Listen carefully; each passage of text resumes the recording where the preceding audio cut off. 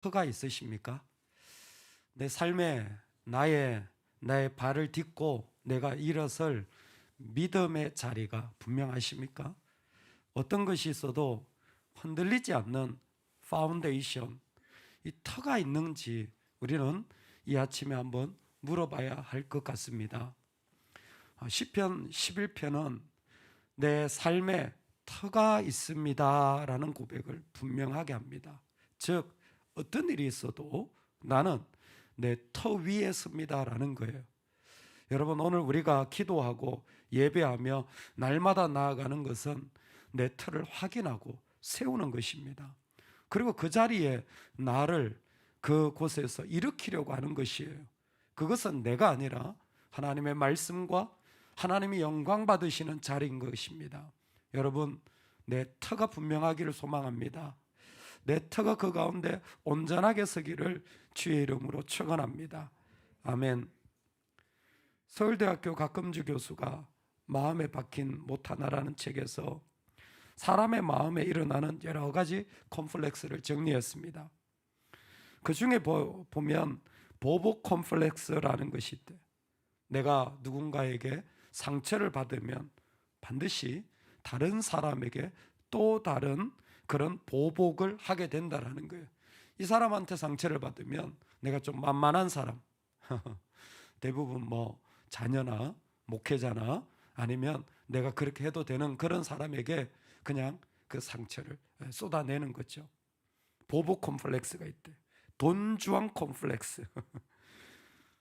누군가 한 사람을 만나서 깊은 우정을 나누지 못하고 이 사람도 만나야 되고 저 사람도 만나야 되고 바람 피는 거예요. 바람 피는 거. 근데 뭐예요?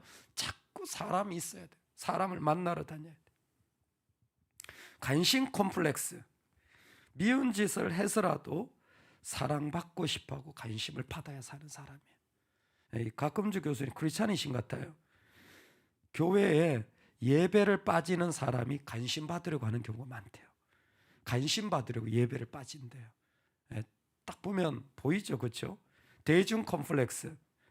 사람들 앞에 서는 것을 싫어해서 아주 그냥 사람들 앞에 서는 것보단 있는 듯 없는 듯 지내는 게 편한 거, 그것도 컴플렉스라는 거예요. 그 사람한테 문제가 있다라는 거죠. 자아도취 컴플렉스. 나는 특별하다는 생각을 해서 내가 뭔가 다른 사람보다 좀 부족하다면 그 견디지 못한 거예요. 자아도취. 나는 어떤 부분에서 우리 집안이 아니면 내가 어떤 능력이 아니면 자신의 외모가 아니면 뭐 어떤 그런 것들에 의해서 좀 부족하다면 그걸 견디지 못하는 거예요. 노벨상 컴플렉스. 1등 아니면 의미 없다. 내가 최고로 잘하지 않으면 의미 없는 그런 마음도 있다라는 거예요.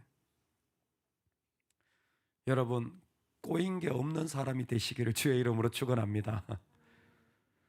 좀 마음에 꼬인 게 없는 사람이 되십시오. 이거 문제 생기면 이거 꼬이고 저거 어려움 생기면 저것 때문에 또 컴플렉스가 돼가지고 마음이 힘들고 다 괜찮은 사람. 터가 무너지면 의인이 무엇을 하랴. 나에게는 터가 있다라는 거예요. 그래서 이렇게 되어도 저렇게 되어도 괜찮은 그 터를 가지고 있는 사람이 믿음의 사람이라는 거예요. 그 터라는 것이 무엇입니까? 어떤 것도 내 안에 침범할 수 없는 자리가 있다라는 거예요. 프랑스와 페넬롱은 그것을 내면의 지성소라고 표현했어요. 너무 좋은 표현이에요. 터라는 것을 내 안에 지성소가 있다라는 거예요. 그래서 영혼의 불가침의 장소이기 때문에 어떤 일이 다가와도 나는 그 자리에서 흔들리지 않아요. 나에게 가까운 것보다 훨씬 더 하나님이 가까이 계신 거예요. 내가 내 감정을 느끼는 것보다 내 하나님이 더 깊이 내 안에 계신 사람이 터가 있는 사람이에요. 그 터가 있는 사람은 어떤 사람이냐면 7절에 그의 얼굴을 배우리이다. 우리 한번 믿음으로 고백합시다. 나는 날마다 주님을 만납니다. 나는 매 순간 주님이 계십니다. 할렐루야. 그의 얼굴을 배우리다. 하나님을 받아들인다라는 말이에요. 하나님을 고백한다라는 거예요.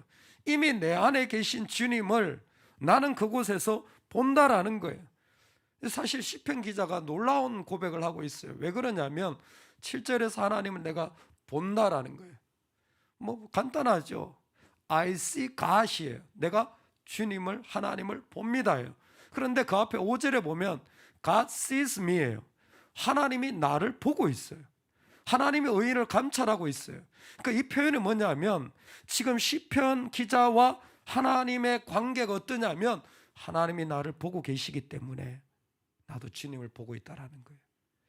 하나님이 나를 보고 계신 걸 그의 지성소에서는 선명하게 느끼고 있는 거예요. 또렷한 거예요. 여러분 그게 느껴지십니까? 하나님이 나를 보고 계시고 하나님 지금 내 안에 계시고 하나님 나와 함께 하시는 것을 보고 있는 거예요. 잘 못 느끼면 목사님 보시면 뭐라고 할까 한번 생각해 보세요. 예? 믿음의 부모님이 보시면 뭐라고 할까? 야, 이거 내 자녀가 이거 보면 뭐라고 할까? 아주 좀 이 정도라도 한번 생각해 보세요. 뭐예요? God sees me. 하나님이 의인을 감찰하고 계신, 의인을 보고 있는 거예요. 그게 내 안에서 막 계속 일어나고 있는 거예요. 하나님이 나를 보시고 난 또 주님을 보고, 하나님 또 나를 보시고 난 또 주님을 보고, 내가 또 주님을 보면 뭐예요? 하나님이 나를 보시고 막 그와 같은 일들이 그 안에서 경험되어지는 거예요. 그 안에 어떤 것도 그 자리를 빼앗길 수 없고 어떤 것도 그 자리를 무너뜨릴 수 없는 거예요. 사도 바울도 이것을 경험한 것 같아요. 그래서 하나님이 나를 보고 그것으로 말미암아 내가 하나님을 봤더니 하나님의 놀라운 일들을 내가 경험하고 알게 되어지는 거예요. 성경에 있던 믿음의 사람들은 다 이를 경험했던 것 같아요. 야곱도 천사가 오르락 내리락 사다리가 오르락 내리락 뭐예요? 하늘의 뜻과 이 땅의 뜻이 뭐예요? 왔다 갔다 하는 거 아닙니까? 그와 같은 일들을 경험했던 것 같아요. 바울은 고백합니다. 하나님을 받아들임의 세계가 그 안에 이렇게 펼쳐졌어요. 찬송하리로다. 하나님 곧 우리 주 예수 그리스도의 아버지께서 그리스도 안에서 하늘에 속한 모든 신령한 복을 우리에게 주시되 그 기쁘신 뜻대로 우리를 예정하사 예수 그리스도로 말미암아 자기의 아들들이 되게 하셨으니 이는 그가 사랑하시는 자 안에서 우리에게 거저 주시는 바 그의 은혜의 영광을 찬송하려는 것이라. 이는 그가 모든 지혜와 총명을 우리에게 넘치게 하사 그 뜻의 비밀을 우리에게 알리신 것이요. 아멘. 에베소서 1장을 정리한 것입니다. 그 안에 내가 주님을 만나고 성소가 생기니까 뭐예요? 하나님의 뜻이 펼쳐지는 거예요. 찬송하리로다. 영광받게 합당하신 그분의 뜻을 우리에게 알게 해 주시는도다. 그 안에 하나님의 원하심과 마음이 그 안에서 막 일어나는 거예요. 그러니까 하나님을 본다라는 것은 그분의 영광 안에서 그분을 본다는 것이고, 그분의 영광 안에서 그분을 본다라는 것은 그분의 영광 안에서 그분이 우리를 보시는 것처럼 나도 나를 보게 되어진 거예요. 사도 바울은 그 경험을 하고 있는 거예요. 그러니까 내가 죄인의 괴수라고 보이는 거예요. 그분의 영광 안에서 나를 보는 게 되는 거예요. 이것을 오늘 본문으로 가져오면 내가 주님을 본다는 건 분명합니다. 뭐예요? 주님의 스펙트럼, 주님의 관점으로 보는 거예요. 내 관점보다 주님의 관점으로 보는 거예요. 영혼의 지성소로 보면 여러분 내 마음이 꼬일 게 하나도 없습니다. 내 관점으로 보니까 내가 마음이 꼬인 거예요. 그러니까 컴플렉스가 생기는 거예요. 그런데 신앙은 뭐예요? 주님의 관점으로 보려고, 주님의 마음으로 보려고 우리가 이 자리에 선 줄로 믿습니다. 그래서 어떻게 합니까? 내가 여호와께 피하였거늘, 첫 번째 고백이 그거예요. 내가 여호와께 피하였거늘. 아이쿠야, 아마 어려움이 생겼던 것 같아요. 그 다음에 답답한 일이 생겼던 것 같아요. 그러니까 뭐예요? 여호와께 피하였다는, 첫 번째 하는 게 뭐냐면 하나님께 내가 달려가는 거예요. 왜 그런지 구체적으로 말하고 있습니다. 새같이 네 산으로 도망하라. 그 안에 아마 이런저런 상황들을 구체적으로 말하지 않아도요, 마음으로 느껴지는 게 뭐냐면 빨리 도망쳐라. 인간적인 말로 하면, 한국말로 하면 때려치자. 아이 그만두자. 네가 뭘 한다고? 야, 네 살 길 찾아가. 그렇게 대적이 지금 뭐예요? 나한테 야 빨리 새같이 도망가 라고 말하는 거예요. 악인이 활을 당기고 화살을 시위에 먹이며 딱 화살 정조준 해가지고 쏘는 것 같은 거예요. 나한테 한 말이 깊이 박혀버린 거예요. 지금 뭐예요? 지금 자기가 그런 일을 당하고 있는 거예요. 느낌이 오는 거예요. 이 말들이 나를 힘들게 하는구나. 이것이 나를 고통스럽게 하는구나. 뭐예요? 딱 나를 정조준한 게 마치 미사일을 딱 조준했을 때 그 전투기에 내가 포착되었구나. 미사일이 나한테 달려오는구나. 느끼는 거예요, 지금. 딱 조준하고 있는 게 이건 나한테 먹이는 거구나. 나한테 들으라고 하는 말이구나. 느낌이 오는 거예요. 어두운 데서 소리하는도다. 악한 자들이요, 사단이요, 내가 사단이다 그러지 않는 거예요. 뒤에서 이상하게 사단이 이렇게 역사해요. 뒤에서 꼭 딴짓해요. 꼭 다른 말해요. 하나 앞에 정정당당하게 못 서고 말이죠. 만만한 사람한테 보복하고 말이죠. 예? 관심 받으려고 하고 말이죠. 때려치려고 하고 말이죠. 뭐예요? 자꾸 꼬이는 거예요. 자꾸 자기 상실을 자기가 더 만드는 거예요. 근데 다윗은 뭐예요? 이미 조준할 때부터 눈치챈 거예요. 악인이구나. 벌써 내가 여기에 걸려 넘어지겠구나. 그럴 때 뭐예요? 여호와께 피하거늘. 이러면 안 되지. 내가 하나님의 영광 안에서 봐야지. 왜 내가 내 눈으로 보고 있나? 큰일 난다. 그래서 여호와께 피하였거늘. 내가 주님을 본다라는 말이 계속 반복돼요. 왜? 하나님은 우리가 살아가는 모든 자리에 계시기 때문입니다. 우리가 살아가는 모든 자리에 주님은 역사하고 계십니다. 1절에도 4절에도 여호와께서는 성전에 계시고 여호와의 보좌는 하늘에 있으며 5절에도 여호와는 악인과 폭력을 좋아하는 자를 마음에 미워하시다. 7절에도 여호와는 의로운 일을 좋아하시나니. 어떤 모든 자리에도 하나님은 계십니다. 그 하나님이 계시기 때문에, 할렐루야, 하나님이 계시기 때문에 다윗은 그 하나님 먼저, 내 영혼의 터 대신 하나님 먼저라고 고백하는 거예요. 그래서 사무엘상 13장에 다윗을 하나님의 마음에 맞는 사람이라고 표현했어요. 다윗을 하나님의 마음에 맞는 사람. 영어로 보면 a man after his own heart. his 주님의, 하나님의. 여러분, 우리가 예의 가운데 하나가 누군가 들어가면요, 내가 먼저 들어가면 뒤에 오는 사람을 위해서 문을 잡아준다든지, 아니면 먼저 들어가시라고 양보를 하잖아요. 문 앞에 서서 먼저 들어가세요. 이게 영어로 보면 after you예요. 당신이 들어간 뒤에 내가 가겠습니다. after you, 당신 뒤에라는 말이잖아요. 마음에 맞는다는 게 뭐냐면 하나님 먼저 들어가세요. 하나님 먼저 들어가세요. 내 마음 먼저 가지 않습니다.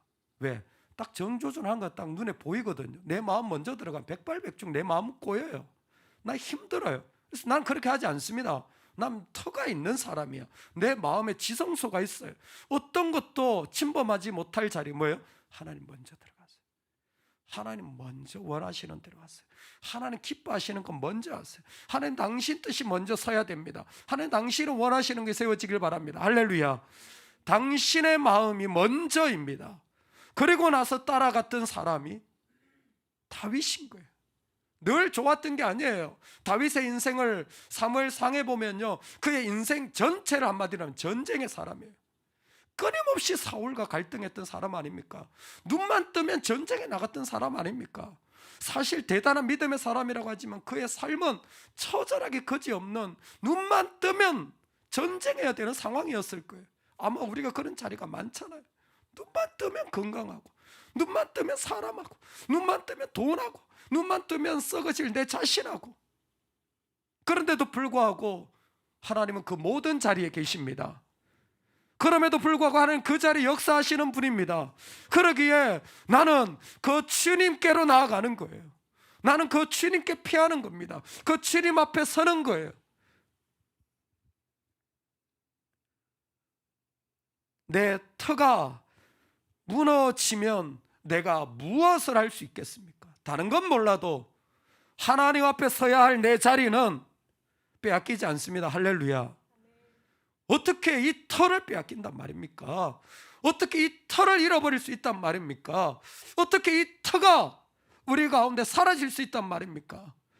나의 예배가, 내가 엎드려 기도해야 될 자리가, 내가 하나님 앞에 순종해야 될 나의 터가 없어지면 어떻게 내가 믿음의 사람입니까? 불가능하다라는 거예요.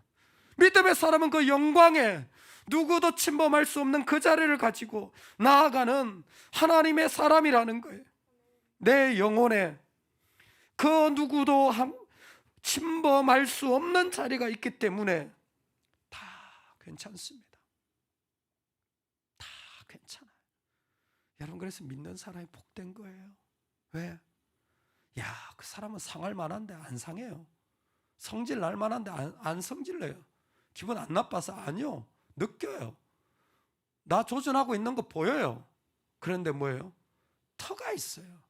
진짜 예수 믿는 사람은요, 예수 믿으세요 그렇게 말하지 않아요. 내 터를 가지고 걸어가면 그 터가 보이는 거예요. 그 터가 보이는 거예요. 그 터로 말미암아 괜찮아요. 여러분, 오늘 우리 괜찮다고 말하면 좋겠어요. 아니, 우리 삶이 평생에 이거 짜증나고 저게 원망스럽고 저게 싫고 그러지 않았으면 좋겠어요. 괜찮아요. 괜찮아요. 괜찮아요. 그냥 괜찮아요. 내게 능력 주시는 자 안에서 내가 모든 것을 할 수 있느니라.